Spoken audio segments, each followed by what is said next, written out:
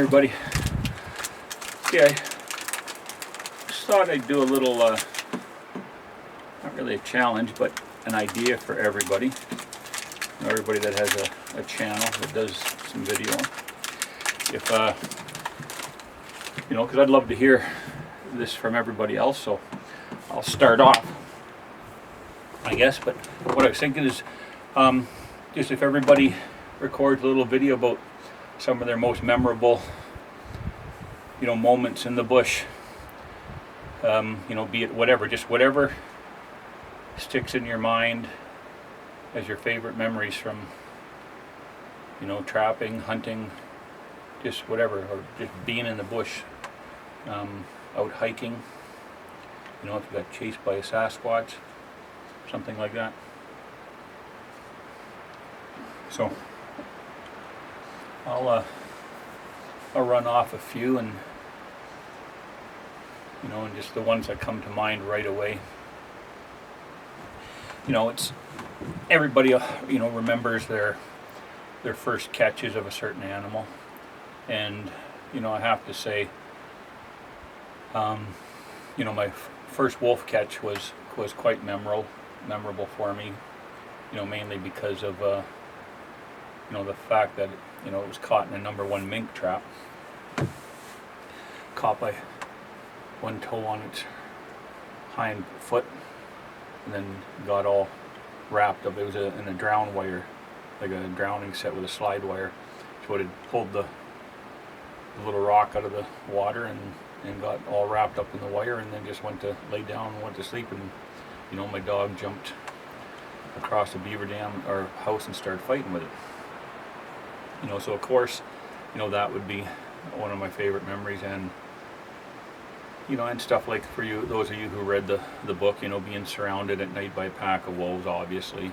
But you know, the memories that are most, that stand out the most, that bring like a good feeling, you know, to me, is stuff like, you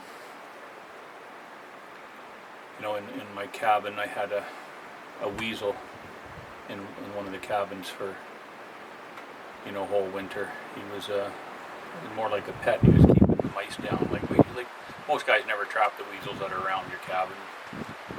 You know, just for that reason, that they'll keep the mice down. But this little guy, he used to come in, and if I had fresh partridge or beaver, you know, he'd come right up, and he'd stand right and up on his hind legs, right at my feet, and just like with his paws like this, and I'd take a little piece of meat and I could put it right down. He'd take it right out of my fingers. It was, you know, and this went on for the whole winter. It was just one of the coolest things I've ever seen. You know, so that, you know, stands out pretty well as one of my favorites. You know, at I think it was 1980, I was in my trap line on Hiawatha Lake, but I was in the cabin on Amabel Lake, and it was Christmas Eve, and I remember, you know,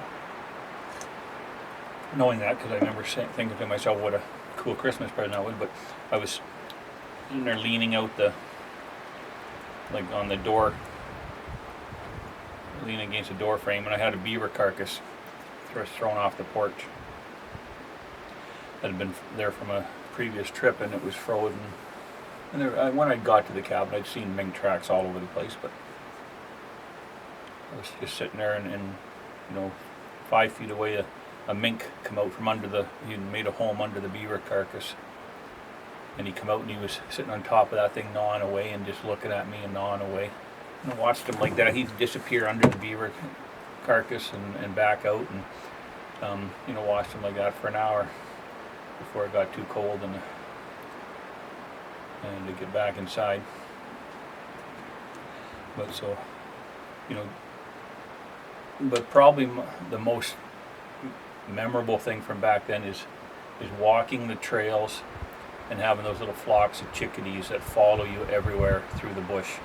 And you never see that if you're snowmobiling or quadding or whatever, you know. But back then, you know, I didn't do until I went back to town after a freeze up, and you know, usually that was late in December, middle of December, before I got out of there. So I'd be snowshoeing everywhere, and you'd have these little flocks of chickadees just, they'd follow you for miles, just, you know, flittering around your, you know, doing their chickadee-dee-dee. And I just remember that always, you know, and it's not that I felt alone or lonely when I was in the bush, but it's just when they were, you know, fluttering around like that, it just gave me a warm feeling, I guess. And it's kind of funny, I have a soft spot for birds like that, little birds. Not magpies, I hate those assholes. But, and blue jays too, beautiful birds, but man, I don't like them things that noisy buggers.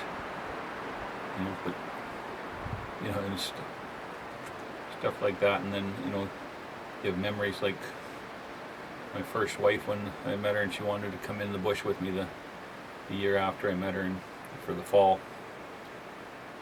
And this was on my Nimigus Lake trap line.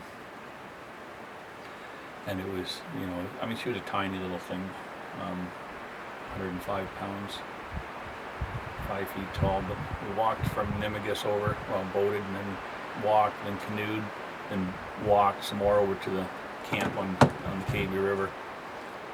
And I remember, you know, it was funny because she had a little pack sack on with some cans of food and a little bit of stuff in their clothes and whatnot.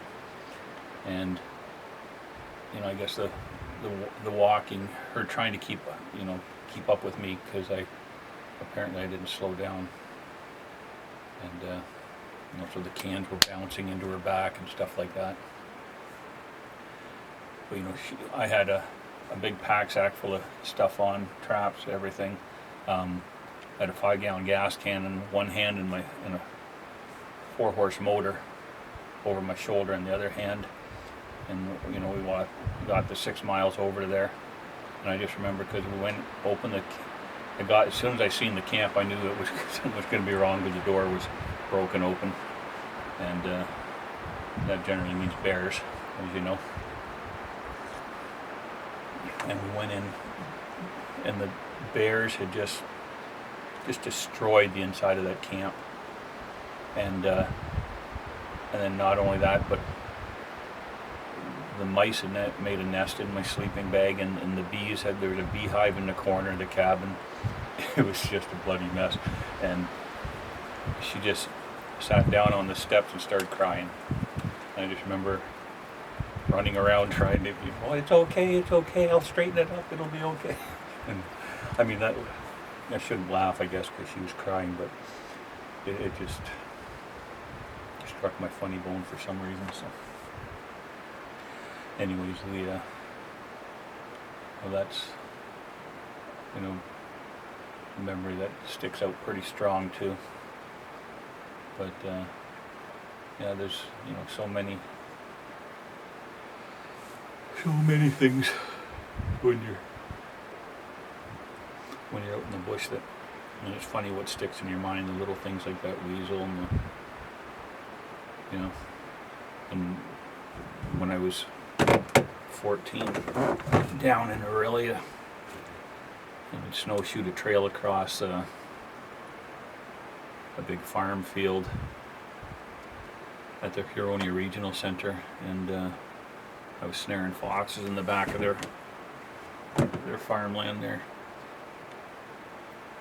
And we'd had about a 2-foot snowfall, big powdery snow. So snowshoeing the trail across there, I made a deep trail. I was probably sinking 18 inches into the snow. And on the way back, I'm following the trail, obviously, and then all of a sudden, right in front of me, a big meadow mouse. And we don't have meadow mice up here, but down in southern Ontario we had, you know, and they're, you know, 6 inches long, those guys, when they're stretched out. And all of a sudden he comes burrowing through the snow and falls into my snowshoe trail. And and then starts running around and around in the track, looking for a way out, and then plop out of that same hole that he come out of comes this little shrew about this big. And I sat there and watched as that little bugger absolutely tore that meadow mouse to pieces. I mean, just and tear him to pieces. But I'm talking about, you thought somebody had been murdered. There was so much blood in that snowshoe track, and I just sat there and watched him as he just destroyed that meadow mouse. Something weight-wise probably 20 times his size. And that's one of my oldest real serious memories, other than my first muskrat, of course, and because that was what started me trapping. But it was pretty funny, that little bugger way. And hitchhiking around northern Ontario. I was up by between Thunder Bay and Nipigon at the Black Sturgeon River, and I've been hitchhiking along. I was heading to Thunder Bay to put in an application for a trap line. I think I was 17 at the time, but I'd seen the vehicle that I was getting a ride in, we went across that river, and that looked like an awesome little river to fish. So I asked him to stop, and I got out, and I went and fished there for a while, and then I spent the night. It started raining really pretty hard, so I slept on the riverbank under the bridge, the highway bridge, and I had a plastic tarp. So I was laying on the tarp in my sleeping bag with the tarp folded over me, and then morning, the sun came out, and it was a nice bright morning, and I heard some birds chirping, so I just kind of lifted the tarp, and they're not right at the edge of the bridge abutment was half a dozen starlings, or crackles. No, I think they were crackles, just blackbirds anyways, but and they were pecking at the sand on the riverbank. I just remember just laying there watching them. They were like 10 feet away, and all of a sudden, just out of like a bomb dropped. It's just this little sparrowhawk just wham, and just nailed one of them birds, and he hit that thing hard, and then just proceeded to drag it into because the crackle was bigger than he was, but he proceeded to drag it into a pile of blowdown, and I just laid there and watched that whole thing, and while he dragged it under these driftwoods and ate it under there. Anyway, that's just a few of the memories from way back when. And there's lots more, but I'll just I want to do them all right now. But what I'd like to see is if everybody spits out a few of their memories, because I'd love to hear them all, and I'm sure everybody else would too. So everybody has you spend enough time in the bush, there's lots and lots of interesting things that happen. So alrighty, I'm going to finish up my coffee